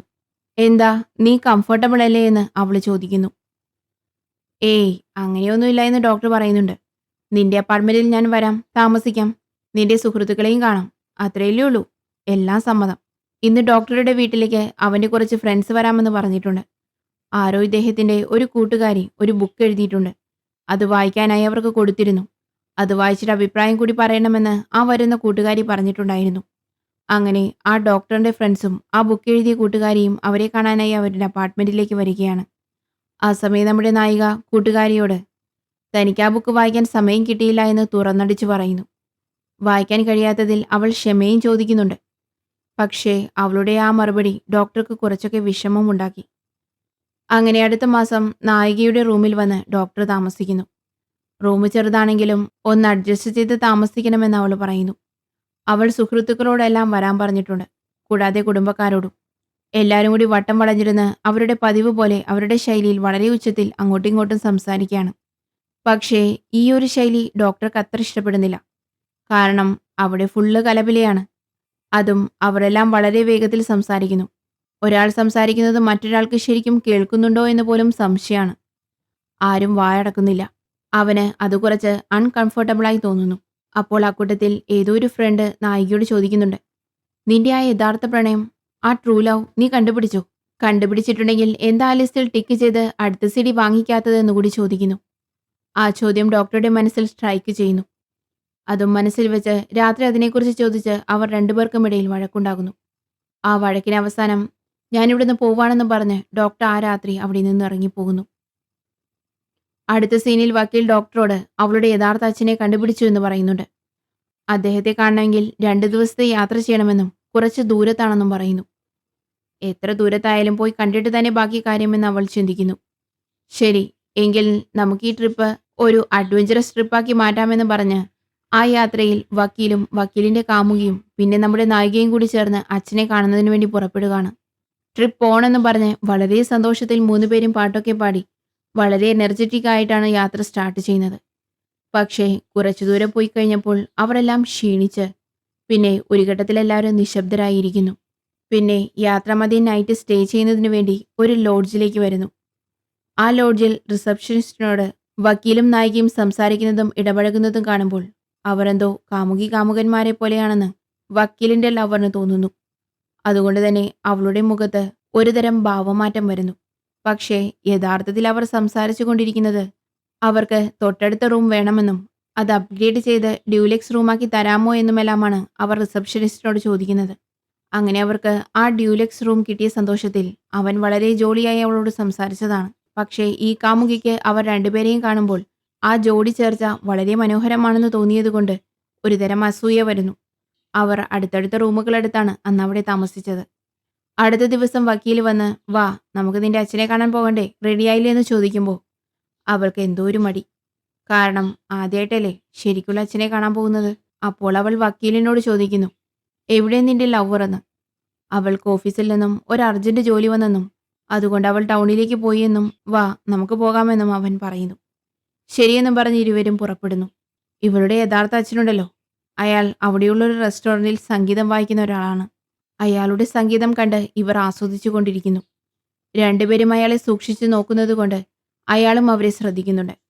അയാൾ അങ്ങോട്ടേക്ക് വന്ന്, എന്താ സെൽഫി വേണോ? എന്താ എന്നിങ്ങനെ സൂക്ഷിച്ചു നോക്കുന്നതെന്ന് അയാൾ അവരുടെ അടുത്ത് വന്ന് ചോദിക്കുന്നു. അപ്പോൾ വക്കീൽ ഇവളുടെ പേര് അലക്സ് എന്ന് പറഞ്ഞയുടൻ അയാൾക്ക് മനസ്സിലായി ഇത് തൻ്റെ മകള് തന്നെയാണെന്ന്. പിന്നെ അവർ രണ്ടുപേരും ഒരു മേശയിലിരുന്ന് സംസാരിച്ചു കൊണ്ടിരിക്കുന്നു. അപ്പുറത്ത് നമ്മുടെ വക്കീല് തനിച്ചിരിക്കുന്നു. രണ്ടുപേരും സംസാരിക്കട്ടെ എന്ന് കരുതി ഒന്ന് മാറി നിൽക്കുന്നതാണ്. അപ്പോൾ അവൾ അച്ഛനോട് ചോദിക്കുന്നു, നിങ്ങൾക്ക് എന്നെ കാണണമെന്ന് ഇതുവരെ തോന്നിയിട്ടില്ലേ എന്ന്. ഉണ്ട് മോളെ, തോന്നിയിട്ടുണ്ട്. ചെറുപ്പത്തിലെ നിന്നെ കാണാനായി ഞാൻ ഞങ്ങളുടെ ഗേറ്റിന് മുന്നിൽ വന്ന് നിന്നിട്ടുണ്ട്. ആ സമയം നിന്റെ വളർത്തച്ഛൻ ഓഫീസിൽ നിന്ന് വരുന്നതും കാത്ത് നീ നിന്റെ രണ്ട് ചേട്ടന്മാരും കാത്തു നിൽക്കുന്നുണ്ടായിരുന്നു. അദ്ദേഹം വന്നിട്ട് ആദ്യം കെട്ടിപ്പിടിച്ചത് നിന്നെയാണ്. അയാൾ നിന്നെ 3 വട്ടം എടുത്തു കറക്കി സന്തോഷത്തോടെ നിങ്ങളെല്ലാം അകത്തേക്ക് പോയി. ആ സന്തോഷം നശിപ്പിക്കാൻ എനിക്ക് തോന്നിയില്ല മോളെ. അതുകൊണ്ടാണ് ഞാൻ നിങ്ങളെ വന്ന് കാണാതിരുന്നത്. ഇതൊക്കെ പറയുമ്പോൾ അവൾക്ക് അതൊന്നും ഓർമ്മയില്ല എന്ന് പറയുന്നു. എന്റെ വളർത്തച്ഛനുമായി ഞാൻ അത്ര സ്നേഹത്തിലായിരുന്നോ എന്ന് അവൾ ചോദിക്കുന്നു. അതെ, അത്ര സന്തോഷമായിരുന്നു നിന്റെ മുഖത്ത്. ഞാൻ കണ്ടിട്ടുണ്ട് എന്നയാൾ പറയുന്നു. പിന്നെ ജീവിതത്തിലൊന്നും നമുക്ക് മുൻകൂട്ടി തീരുമാനിക്കാൻ കഴിയില്ല മോളെ. എപ്പോൾ എന്ത് സംഭവിക്കുമെന്ന് പറയാനേ കഴിയില്ല. ഞങ്ങൾ ചെയ്തത് ശരിയാണോ തെറ്റാണോ എന്നൊന്നും അറിയില്ല. ഈ നിലയിൽ എത്തി നിന്നു, അത്രയുള്ളൂ എന്ന് പറഞ്ഞുകൊണ്ടിരിക്കുമ്പോൾ വീണ്ടും ജോലിക്കായി അയാളെ വിളിക്കുന്നു. സമയമായി, സംഗീതം വായിക്കണം. ശരി, ഞാൻ പോവാണ്, ഗുഡ് ബൈ എന്ന് പറഞ്ഞ് അയാൾ അവിടെ നിന്ന് പോകുന്നു. അവൾക്കും അയാളോടൊപ്പം സംസാരിച്ചതിന്റെ സംതൃപ്തി ലഭിച്ചു. വക്കീലിന്റെ കൈപിടിച്ച് സങ്കടപ്പെടുന്നു. പിന്നെ നന്നായി സംസാരിച്ച് തീർത്തല്ലോ എന്നോർത്ത് തിരികെ വരുന്നു. പോകുന്ന വഴിയിൽ നമ്മൾക്ക് എൻജോയ് ചെയ്യാമെന്ന് പറഞ്ഞ് ക്ലബിൽ പോയി 2 പെഗൊക്കെ അടിച്ച് അവിടെ രണ്ടുപേരും ചേർന്ന് ഡാൻസും ചെയ്ത് നല്ല സന്തോഷത്തിൽ ഹോട്ടൽ റൂമിലേക്ക് വരികയാണ്. പിന്നെ ഓരോരുത്തരും അവരവരുടെ മുറികളിലേക്ക് പോയി. എന്നിട്ടും അവർക്കൊരു മടിയുണ്ട്. എന്തോ ഒരു തോന്നൽ. നമ്മൾ രണ്ടുപേരും ഒരുമിച്ചായിരുന്നെങ്കിൽ എങ്ങനെയായിരിക്കുമെന്ന് അവർ ചിന്തിക്കുന്നു. ആ ചിന്ത രണ്ടുപേർക്കും ഉണ്ടായിരിക്കണം. റൂമിലെ നടുവിലത്തെ ഡോർ തുറന്ന് രണ്ടുപേരും പരസ്പരം നോക്കുന്നു. പെട്ടെന്ന് അവരിൽ ചില തോന്നലുകളും ഉണ്ടാകുന്നു. ആ നിമിഷത്തിൽ അവർ രണ്ടുപേരും കെട്ടിപ്പിടിച്ച് ചുംബിച്ച് കട്ടിലേക്ക് വീഴുന്നു. അവർ പരസ്പരം ശരീരം പങ്കുവയ്ക്കുന്നു. പിന്നെ അവൾക്ക് ഒരുതരം കുറ്റബോധം തോന്നി. രാവിലെ എഴുന്നേറ്റ് നോക്കുമ്പോൾ അവൾ അവിടെയില്ല. എവിടെയോ ദുഃഖിതയായിരുന്ന് താൻ തെറ്റ് ചെയ്തോ എന്ന് വിഷമിച്ചുകൊണ്ടിരിക്കുകയാണ്. കാരണം വക്കീലിന് വേറൊരു റിലേഷൻ ഉള്ളതല്ലേ. അപ്പോൾ നമ്മുടെ വക്കീൽ അവിടെ വരുന്നു. നീ വിഷമിക്കേണ്ട കാര്യമൊന്നുമില്ല. ഇന്നലെ തന്നെ ഞാനവളും ബ്രേക്കപ്പ് ആയി എന്ന് പറയുന്നു. എന്താ, ബ്രേക്കപ്പ് ആയോ? ആ അതെ, ബ്രേക്കപ്പ് ആയതിനു ശേഷമാണ് അവൾ പോയത്. നഗരത്തിൽ അർജന്റ് ജോലിയുണ്ടെന്ന് ഞാൻ പറഞ്ഞത് കള്ളായിരുന്നു. ശരി, നിങ്ങൾക്ക് രണ്ടുപേർക്കിടയിൽ വഴക്കുണ്ടായതിന് കാരണം എന്താണെന്ന് അവൾ ചോദിക്കുന്നുണ്ട്. അപ്പോൾ അവൻ പറയുന്നു, നീ തന്നെയാണ് അതിന് കാരണമെന്ന്. നിന്നെ ചൊല്ലിയാണ് അവൾ പോയതെന്ന്. അതും കൂടി കേട്ടതോടെ അവൾക്ക് ആകെ വല്ലാതാകുന്നു. അങ്ങനെ അവർ രണ്ടുപേരും നാട്ടിലേക്ക് തിരിച്ചു വരികയാണ്. വരുന്ന സമയം കാറിൽ വെച്ച് രണ്ടുപേരും ഒന്നും സംസാരിക്കുന്നില്ല. അവസാനം അവൻ പറയുന്നു, ഓരോ വട്ടവും ഞാൻ നിന്നെ കാണുമ്പോൾ എൻ്റെ മനസ്സിൻ്റെ അകത്ത് എന്തോ ഒരു തോന്നൽ, ഒരു സന്തോഷം ഉണ്ടാവാറുണ്ട്. ഇതിൽ നീ കുറ്റബോധത്തോടെ ചിന്തിക്കേണ്ട കാര്യമൊന്നുമില്ല എന്നുകൂടി അവൻ പറയുന്നു. അപ്പോൾ നായിക പറയുന്നു, നമ്മൾ ചെയ്തത് തെറ്റാണ്. ഇന്നലെ അങ്ങനെ ചെയ്യാൻ പാടില്ലായിരുന്നു. അതിനേക്കാൾ പ്രധാനം നിനക്ക് അങ്ങനെ ഒരു തോന്നലുണ്ടായിരുന്നെങ്കിൽ നീ പണ്ടേ എന്നോട് പറയണമായിരുന്നു. അല്ലാതെ എൻ്റെ കൂടെയും ഒപ്പം അവളുടെ കൂടെയും നടന്ന് അങ്ങനെ ചെയ്യരുതായിരുന്നു. എന്നിട്ട് അവൾ അവിടെ നിന്ന് ഇറങ്ങിപ്പോവാണ്. ഇവിടെ വീട്ടിൽ വന്ന് നോക്കിയപ്പോൾ ഡോക്ടർ വാതിൽക്കൽ കാത്തിരിക്കുന്നു. ഒരാഴ്ച നീയില്ലാതെ എനിക്ക് ജീവിക്കാൻ പറ്റിയില്ല. അങ്ങനെ ഇങ്ങനെയെല്ലാം നമ്മുടെ ഡോക്ടർ സംസാരിച്ചു കൊണ്ടിരിക്കുന്നു. നിന്നെ മിസ് ചെയ്യുന്നു, നിന്നെ പുഞ്ചിരി മിസ് ചെയ്യുന്നു എന്നൊക്കെ അയാൾ പറയുന്നു. അപ്പോൾ നായിക വളരെ വ്യക്തമായി അവനോട് പറയുന്നു, ശരിയാണ്, എനിക്ക് നിനക്ക് നല്ല ചർച്ചയാണ്. പക്ഷേ നീ എന്താണ് കരുതുന്നതെന്ന് വെച്ചാൽ എനിക്ക് ചുറ്റുമുള്ളതെല്ലാം ഉപേക്ഷിച്ച്, അതായത് എൻ്റെ കൂട്ടുകാരെ, എൻ്റെ സ്വന്തക്കാരെ, ഞാൻ വായിക്കുന്ന പുസ്തകങ്ങളെ, അല്ലെങ്കിൽ എൻ്റെ ആഗ്രഹങ്ങളെ എല്ലാം ഉപേക്ഷിച്ച് എന്നോട് മാത്രം നിന്റെ കൂടെ വരാൻ പറഞ്ഞാൽ അത് യഥാർത്ഥ സ്നേഹമാകുമോ എന്നുകൂടി അവൾ ചോദിക്കുന്നു. അതുകൊണ്ട് നമ്മൾ തമ്മിൽ ശരിയാവുമെന്ന് തോന്നുന്നില്ല എന്ന് അവൾ പറയുന്നു. നടന്നതെല്ലാം ഓർമ്മിച്ച് അവൾ വീട്ടിൽ വളരെ വിഷമത്തോടെ ഇരിക്കുകയാണ്. ആ വിഷമത്തിൽ ആ ലിസ്റ്റ് എടുത്ത് കീറിക്കളയുന്നു. കാരണം അവൾക്ക് അത്രയും വിഷമം വന്നിരിക്കുന്നു. അങ്ങനെ കുറച്ച് ദിവസങ്ങൾ കഴിഞ്ഞുപോയി. അവൾ റോഡ് ക്രോസ് ചെയ്യുമ്പോൾ ഇവരുടെ പഴയ ബോയ്ഫ്രണ്ട് ഒരു ഗെയിം ഉണ്ടാക്കണമെന്ന് പറഞ്ഞല്ലോ. ആ ഗെയിമിൻ്റെ പേരിട്ട് ഒരു ബസ് പോകുന്നുണ്ട്. അമേരിക്കൻ സോംബി ബ്ലഡ് അപ്പോകാലിപ്സ് എന്നെഴുതി ഒരു ഗെയിമിനെ കുറിച്ച് പ്രമോഷൻ നടക്കുന്നു. അവസാനം അവനത് ചെയ്തു. അവൻ പ്രതീക്ഷിച്ചതുപോലെ ഒരു ഗെയിം അവൻ ഉണ്ടാക്കി എന്നവൾ ചിന്തിക്കുന്നു. പിന്നെ ജോലി ചെയ്യുന്ന സ്ഥലത്ത് വരുമ്പോൾ ഡോക്ടറും സീനിയർ സ്റ്റാഫും എന്തോ സംസാരിച്ചു കൊണ്ടിരിക്കുന്നു. രണ്ടുപേരും സാധാരണ പോലെ നോക്കുന്നു. അവർക്കൊന്നും യാതൊരു കുഴപ്പമില്ല. പഴയ ഓർമ്മകളൊന്നുമില്ല. പിന്നെ അവൾ വീട്ടിലേക്ക് വരുന്നു. വീട്ടിൽ വരുമ്പോൾ അവളുടെ ചേട്ടൻ അവിടെ ഇരിക്കുന്നുണ്ട്. മറ്റേ ബ്രദറോടും വരാൻ പറഞ്ഞിട്ടുണ്ടെന്ന് അയാൾ പറയുന്നു. എല്ലാവരും എത്തി. എന്താണെന്ന് നോക്കിയപ്പോൾ ബ്രദർ പുറത്ത് ഒരു ക്യാമ്പ് സെറ്റ് ചെയ്തിട്ടുണ്ട്. ലിസ്റ്റിൽ ഇതുണ്ടല്ലോ. നിലാവെളിച്ചത്തിൽ ഒരു ഫുൾ മൂൺ കണ്ട് ഒരു ക്യാമ്പ്, ടെറസിലിരുന്ന് സംസാരിക്കണം എന്നൊക്കെ. ലിസ്റ്റിലുള്ള ഒരു കാര്യം ചെയ്യാൻ ഞങ്ങൾ സഹായിക്കാമെന്ന് പറഞ്ഞ് അവർ ഒരുക്കിയതാണ്. രണ്ടാമത്തെ സഹോദരന് അത് അത്ര വലിയ ഇഷ്ടമില്ലായിരുന്നിട്ടും ശരി, ഒരു ദിവസം എല്ലാവരുടെ ഒപ്പം സമയം ചെലവഴിക്കാമെന്ന് കരുതി അവനും വന്നതാണ്. അപ്പോൾ ബ്രദർ പറയുന്നു, ഞാൻ എല്ലാവരുടെയും വീട്ടിൽ അറിയിച്ചിട്ടുണ്ട് ഇന്ന് നൈറ്റ് വരില്ല എന്ന്. 3 പേർ അങ്ങനെ അവിടെ തന്നെ താമസിച്ച് പഴയ കാര്യങ്ങളെല്ലാം സംസാരിക്കാണ്. അപ്പോൾ അങ്ങോട്ടേക്ക് അവരുടെ അച്ഛൻ വരുന്നു. വളർത്തച്ഛൻ എന്നുള്ളത് അവൾക്ക് മാത്രമാണ്. മറ്റുള്ളവരുടെ യഥാർത്ഥ അച്ഛനാണത്. നിന്റെ ബയോളജിക്കൽ ഫാദറിനെ കണ്ടിട്ട് എന്തു പറയുന്നു എന്നൊക്കെ ചോദിക്കുന്നുണ്ട് അദ്ദേഹം. പിന്നെ ടെറസിന്റെ അടുത്തേക്ക് പോയി പഴയ കാര്യങ്ങളെല്ലാം പറഞ്ഞുകൊണ്ടിരിക്കുന്നു. അങ്ങനെ ആ നിലാവത്ത് അവർ സംസാരിച്ചു കൊണ്ടിരിക്കുകയാണ്. അത് ഒരു മെമ്മറബിൾ മൊമെന്റ് ആയിരുന്നു അവർക്കിടയിൽ. അതുമൂലം അവർക്കിടയിൽ തന്നെ ഒരു ബന്ധം രൂപപ്പെട്ടു എന്ന് തന്നെ പറയാം. അപ്പോൾ ഒരു ബ്രദർ ചോദിക്കുന്നു, അമ്മയുടെ സീഡി ഞങ്ങൾക്കിട്ട് കാണിച്ചു തരാമോ എന്ന്. ശരിയെന്ന് പറഞ്ഞ് അവൾ ഇതുവരെ കിട്ടിയ സീഡികളെല്ലാം ഇട്ട് കാണിക്കുന്നു. ചെറുപ്പത്തിലെ അവർ എങ്ങനെയാണ് ജീവിച്ചത് എന്നെല്ലാം അതിൽ എഴുതിയിട്ടുണ്ട്. അടുത്ത ദിവസം അവളുടെ വളർത്തച്ഛനെ കാണണമെന്ന് അവൾ വിളിച്ചു പറയുന്നു. അങ്ങനെ അദ്ദേഹത്തിനായി അവൾ റെസ്റ്റോറൻറ്റിൽ വെയിറ്റ് ചെയ്യാണ്. സാധാരണ അവളാണ് ലേറ്റായി വരാറ്. പക്ഷേ ഇന്ന് അവൾ നേരത്തെ എത്തിയിരിക്കുന്നു. അച്ഛൻ അതൊരിക്കലും പ്രതീക്ഷിച്ചിട്ടില്ല. അത് അദ്ദേഹത്തിൻ്റെ ഒരു പുതിയ അനുഭവമായിരുന്നു. കയറി ചെന്നയുടനെ അയാളെ അച്ഛ എന്നവൾ വിളിക്കുന്നു. ചെറുപ്പത്തിൽ തന്നെ മറ്റൊരാളുടെ മകളെ പോലെ കാണാതെ സ്വന്തം മകളെ പോലെയാണ് വളർത്തിയതെന്ന് തൻ്റെ യഥാർത്ഥ പിതാവിനോട് സംസാരിച്ചപ്പോൾ അവൾക്കത് മനസ്സിലായി എന്ന് അവൾ പറഞ്ഞ് അദ്ദേഹത്തെ കെട്ടിപ്പിടിക്കുന്നു. കൈപിടിച്ച് സംസാരിക്കുന്നു. അങ്ങനെ അച്ഛനും അവൾക്കും ഒത്തിരി സന്തോഷമാവുന്നു. അങ്ങനെ ഈ ലിസ്റ്റിലുണ്ടായിരുന്ന ഒരു കാര്യവും ഭംഗിയായി നടന്നു തീർന്നിരിക്കുന്നു. എല്ലാം നന്നായി തീർന്നു. പിന്നെ അവൾ വക്കീലിനെ കാണാൻ വന്നിരിക്കുകയാണ്. അവന് വേണ്ടി അവൾ ഒരു സമ്മാനവും വാങ്ങിയിട്ടുണ്ട്. പക്ഷേ വക്കീൽ വരുന്നില്ല. പകരം അദ്ദേഹത്തിൻ്റെ സീനിയർ വക്കീലാണ് വന്നിരിക്കുന്നത്. മറ്റേ വക്കീൽ എവിടെയെന്ന് അവൾ ചോദിക്കുമ്പോൾ അദ്ദേഹം പറയുന്നു, അവൻ കുറച്ച് തിരക്കിലാണ്, കാരണം ഇപ്പോൾ അവൻ എൻ്റെ പാർട്ട്ണറാണെന്ന്. അതെങ്ങനെ സംഭവിച്ചു എന്നവൾ ചോദിക്കുന്നു. അത് പെട്ടെന്നൊരു ദിവസം അകത്തേക്ക് വന്ന് കുറേ ബഹളം വെച്ചു. ഇത്രയും നാളെന്താ എന്നെ പാർട്ട്ണറാക്കാതെ അസോസിയേറ്റ് ആക്കി വെച്ചിരിക്കുന്നതെന്ന് അവൻ ചോദിച്ചു. അവൻ സ്വയം വന്ന് ധൈര്യമായി ചോദിക്കണമെന്ന് കരുതിയാണ് ഞാനും കാത്തിരുന്നത്. പണ്ടേ അതിനവൻ യോഗ്യനായിരുന്നു എന്നയാൾ പറയുന്നു. അപ്പോൾ അവനും അവസാനം ധൈര്യമായി ഈ കാര്യം വന്ന് എന്നോട് ഡയറക്റ്റായി ചോദിച്ചു. അങ്ങനെ അവനെ ഞാൻ പാർട്ട്ണറാക്കി. അവൻ വിജയിച്ചു എന്ന് വക്കീൽ പറയുന്നു. പിന്നെ എന്താ, കയ്യിൽ സമ്മാനം കൊണ്ടുവന്നിട്ടുണ്ടല്ലോ. ഇതെന്താ, പാർട്ട്ണർക്കാണോ എന്ന് സീനിയർ ചോദിക്കുന്നു. അതെ, അവനൊരു ടൈ സെലക്ട് ചെയ്യാൻ അറിയില്ല, അതുകൊണ്ട് ഞാനൊന്ന് വാങ്ങി വന്നതാണെന്ന് അവൾ പറയുന്നു. എന്നാൽ ശരി, നമുക്ക് അടുത്ത ലിസ്റ്റിലെ കാര്യങ്ങൾ നോക്കാം. പിന്നെ ഒരു കത്തും കൂടിയുണ്ടെന്ന് അയാൾ പറയുന്നു. സോറി, അതിന് ലിസ്റ്റ് ഞാൻ പൂർത്തിയാക്കിയിട്ടില്ല. ഫൈൻഡ് എ ട്രൂ ലവ് എന്ന ഒരു ഓപ്ഷൻ ഉണ്ടല്ലോ, അവസാനത്തെ പോയിന്റ് അതാണ്. ആ പോയിന്റ് ഞാൻ ഇതുവരെ തെളിയിച്ചിട്ടില്ല. അത് കണ്ടുപിടിക്കാൻ എനിക്ക് കഴിഞ്ഞിട്ടുമില്ല. ബാക്കിയെല്ലാം ഞാൻ പൂർത്തിയാക്കി.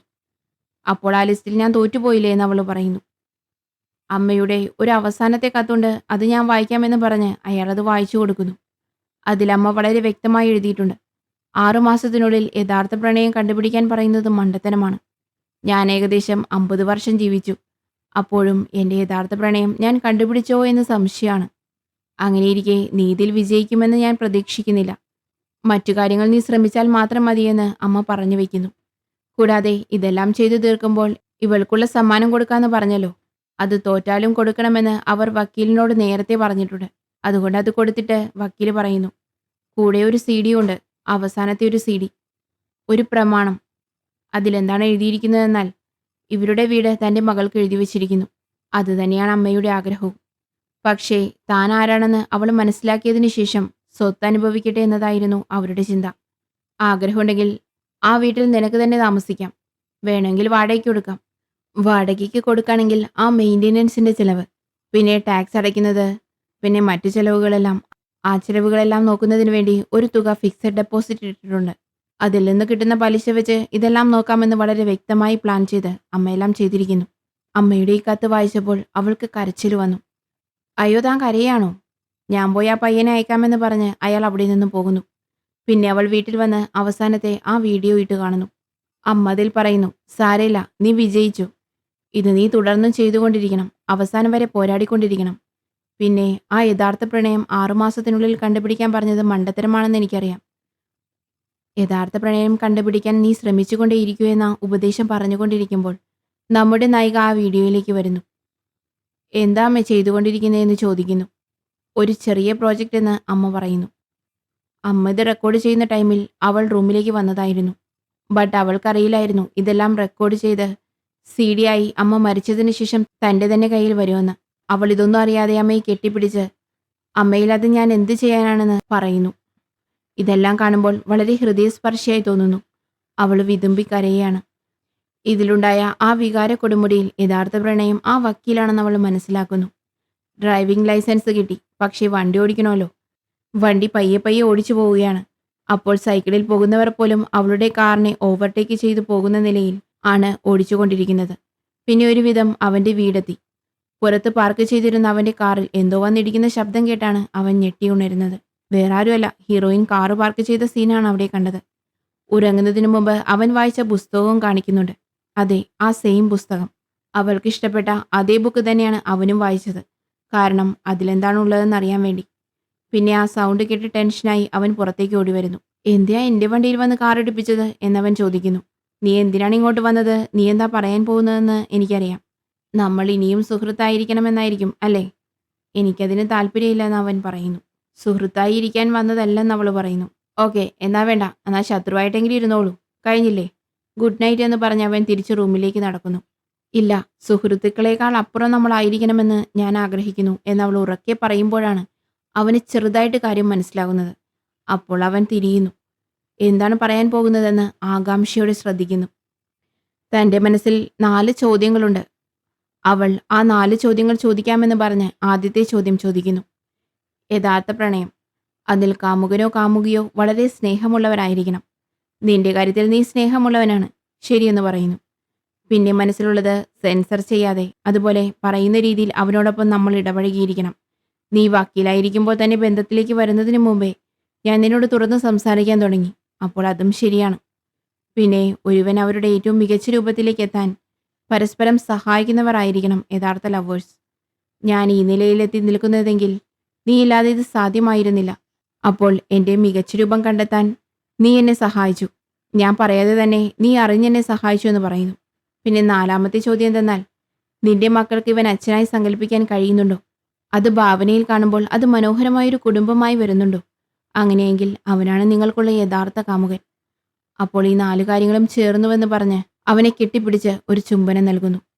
ആ സീനോടുകൂടി ഈ സിനിമയും ഇവിടെ അവസാനിക്കുന്നു. ഫ്രണ്ട്സ്, ഈ സിനിമ നല്ലതായിരുന്നില്ലേ? ആ അമ്മ എന്തിനാണ് സ്വത്ത് ആദ്യം തന്നെ കൊടുക്കാതെ ഇങ്ങനെയൊരു ചെറിയ ടാസ്ക് വെച്ച് കൊടുത്തതെന്ന് നിങ്ങൾക്ക് മനസ്സിലായിട്ടുണ്ടാകും. സത്യത്തിൽ എത്ര മനോഹരമായാണ് ആ അമ്മ ജീവിതത്തിലെ ഓരോ കാര്യങ്ങളും അവളെ പറഞ്ഞു മനസ്സിലാക്കിയത്. ഈ കഥ ഇഷ്ടമായെങ്കിൽ തീർച്ചയായും കമൻറ്റിൽ അത് രേഖപ്പെടുത്തുമെന്ന് പ്രതീക്ഷിക്കുന്നു. കാരണം നിങ്ങളുടെ അഭിപ്രായം സ്നേഹം അറിയുമ്പോഴാണ് എനിക്ക് കൂടുതൽ ഇതുപോലുള്ള സിനിമകൾ ചെയ്യാൻ പ്രചോദനമാകുന്നത്. തീർച്ചയായും സബ്സ്ക്രൈബ് ചെയ്യാനും ലൈക്ക് ചെയ്യാൻ മറക്കല്ലേ. Good bye.